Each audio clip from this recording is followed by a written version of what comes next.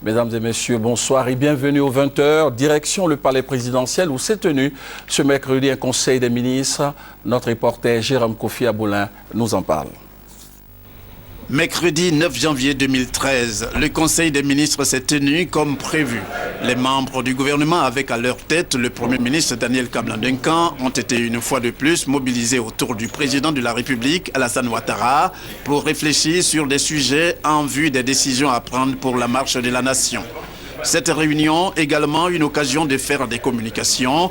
L'une de ces communications a porté sur la filière café-cacao, une filière qui, si l'on en croit le porte-parole du gouvernement, n'a pas l'air de mal se porter pour la campagne en cours. La production pour la campagne 2011-2012 du cacao, 1 485 882 tonnes.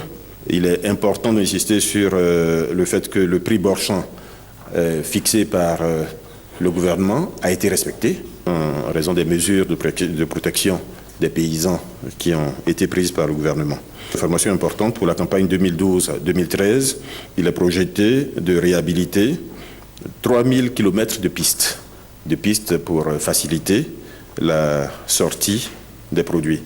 Et la bonne nouvelle qui a été également communiquée par le ministre de l'Agriculture, c'est la relance qui est nette, qui a été observée et qui est nette de la caféiculture en Côte d'Ivoire. Le porte-parole du gouvernement répondant à une autre préoccupation, cette fois liée à la baguette du pain qui coûterait un peu plus cher après la hausse du prix du super sans-plein et du gaz, a indiqué que cela ne devrait pas donner lieu à des augmentations de prix de produits de première nécessité, conformément aux dispositions prises par le gouvernement. Les mesures prises ne concernent pas un produit qui lui touche à la totalité de ces produits-là, c'est le gasoil. En ce qui concerne le pain, très peu de boulangeries, je pense même qu'il n'y en a pas du tout, utilisent du super pour fabriquer du pain. Celles qui utilisent encore du carburant utilisent probablement du gasoil, du fioul, ou utilisent l'électricité.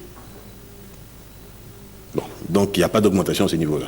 Et puis, il y a le décret pris pour la réalisation du barrage de Sobré.